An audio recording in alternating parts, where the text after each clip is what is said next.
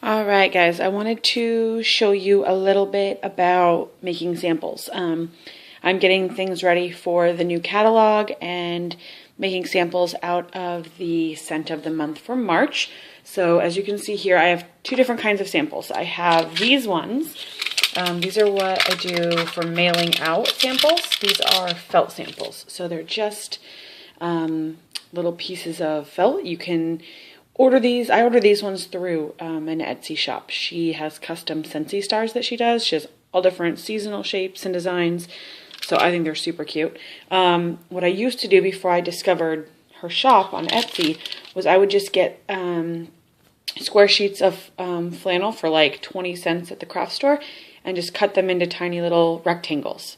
Super cheap, super easy, does not use a lot of wax. The reason that these felt samples are good for mailing is because they're super flat. They're just thin, so they don't take any postage. You can just put them in an envelope with a product flyer or with your business card, and it just takes one stamp.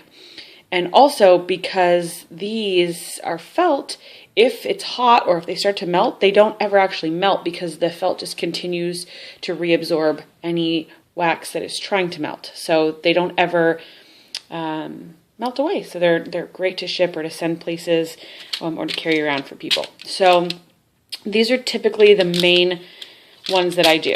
I'll show you how to make those in a second. The other samples that I make, you can see I have a whole batch right here.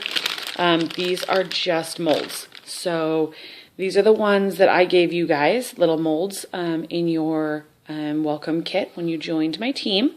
So these are, you can see they're super cute. They're Scentsy bars.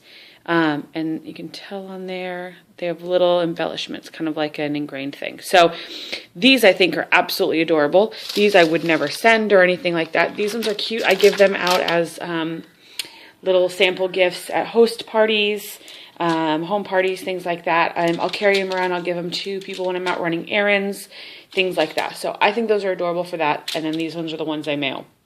The felt samples are a little bit more cost effective depending on what you do. If you're ordering the shapes, it pretty much equals out to be the same cost as making these ones, the amount you'll get when you make them.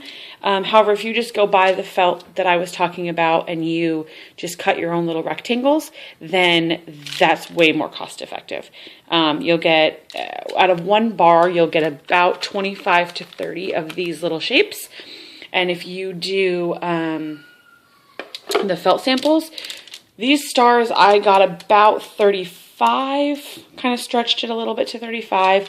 And then if you do the little rectangles, depending on the size you cut them, mine would be pretty small, maybe 1 inch by half an inch by 1 inch or something like that, 1.5 inch by 2 inches. And I would get about 50 to 60 out of that with one bar. So especially with the scent of the month, when you're only paying $4.50 for the bar, it's a really good deal to stretch the buck and to get your business out there, to share fragrance with people without a lot of cost. So this sample that I just did is the scent of the month, like I said, for March, and it's poppies and clover. This fragrance I was actually really interested in. I was kind of curious after reading the description. I wasn't sure what it would smell like, but it is delicious. It's not super floral. It has floral notes on it, but it's nothing super strong like lush gardenia or anything like that. It has kind of some warm undertones, kind of like not really a peppery, but kind of a warmer scent to it. It's really, really good. So I'm excited to get this one sent out. So I'll show you kind of real quick how I do them. I saved the last little bit for you guys. This is what I use to make my samples. If you don't have one of these or you don't want to get one, that's totally fine. You can just use like a glass bowl or a little glass Pyrex measuring cup, and you can just stick it in the microwave with the full bar in there for like 2 to 3 minutes. It doesn't take very long. This I like because it's just super convenient just to have this and just have it set aside for sampling. So anytime I want to do samples, I just pull all my stuff out, put it in this, and then I don't have to have glassware set aside for my kitchen or worry about the wax getting in with cooking and stuff. So as you can see, this is a silicone little basket. At first I was worried that maybe when I got this that the scent might hold in the silicone, or it might, kind of linger to other samples that I make, but it doesn't. It's super easy to just wipe out as soon as you're done. all the wax is gone, you just take a paper towel and wipe around it and it's done. So that's super convenient. So I have a little bit left in here. I just put the whole bar in. I set it on the highest setting, and it just melts. You don't have to watch it. You can just kind of leave it and let it go, and then come back and make your samples. The other good thing about this is if you're going to do, I've done about 3 bars, I think, of samples today. So the best thing is if you get kind of tired of working on it, or you got to step aside and do something else, you can turn it off, just like you would leave it in your warmer, and the wax will harden in here, and then you can just turn it back on and start doing it again when you're ready to start making samples. So let me show you how to do it. You can get these different little felt shapes. Just use like pliers or tweezers or something like that you have laying around. I only had one set of tweezers and I didn't want to use my own, so I stole one of my hubby's tools.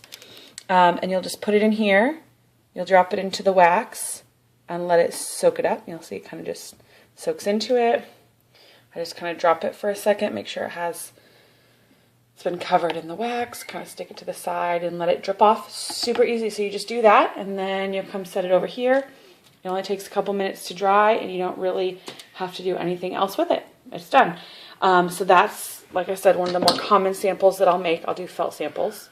And then here's how you do the molds. So super easy. These are the ones that I gave you guys. I left one in there so I could show you how easy it is to pop out, but let's do one down here so it doesn't splash when I try to pull the other one out.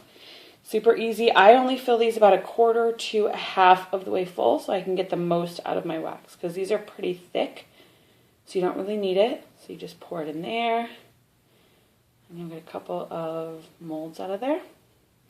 Now for just making these, like I said, the felt samples, you can just let them sit there for a few minutes. The felt kind of absorbs it, so they get hard right away, and they're a piece of cake to go.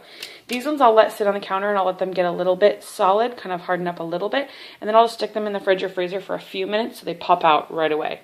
So this one you can see, this one's already done. I left this from my batch before so I could show you, and it just slides right out. It just comes out. You don't have to do anything with it. I have used other silicone molds in the past when I tried to make samples, and they were really hard. They weren't flexible, they weren't pliable, so the molds would break all the time. So I kept having broken ones, and I'd put them right back in the pot and melt them again and try to make them again. And they never would turn out quite so well. So these are the ones from the Scentsy family store. If you want to order more, they're super flexible. They just, like you said, like you saw, pop right out. So these are great. The other thing that I love about these ones is, you can see when I put this one in there, it's only, like I said, I only fill it about 1/4 to 1/2 of the way high. So what I'll do sometimes, if you've heard of the Scentsy recipes, you can kind of mix your own smells and blend fragrances together. So they'll do, a common one was French lavender and simply vanilla. It's a good nighttime kind of, they called it like sweet dreams or something like that. So there's a whole bunch of different ones you can mix. So these are really good to mix them and do kind of a sample to make sure you like it before you mix both the bars. So you could pour the first scent you want to do. So if you wanted to do like French lavender, let it harden like this, and then right on top of it, you would pour the simply vanilla, and it would come out with 2 tones. So it would look kind of like a little sandwich. You'd have 2 different colors. You'd have the purple for the French lavender, and then you'd have another layer right over it, look like 2 bars stuck together. That would be the sweet vanilla. And then when the customers put them in the warmer and warm them, they would blend together, and they're amazing. So this is really good to do kind of the recipes if you want to attach them. A lot of them work really well for that too. So as you can see, these are already, you can kind of see around it, they're already starting to harden a little bit. And so it's a pretty quick process. I've done, in like an hour, I did about 3 bars of samples. I have a whole bunch of these, I have a whole bunch of felt samples, and then I have these last ones that I just finished up with you guys. So samples are amazing. I hope you put these molds to good work. I will go ahead and attach pictures and show you what it looks like. I just have business cards made up that say sample, and I put a little sticker on the back saying what the fragrance is. So I just put the sample in the card with the bag, and then that's done. So I will show you the different ones that I have, but this is a very good way to kind of get your name and your business out there. So let me know if you have any questions. Have fun making your samples.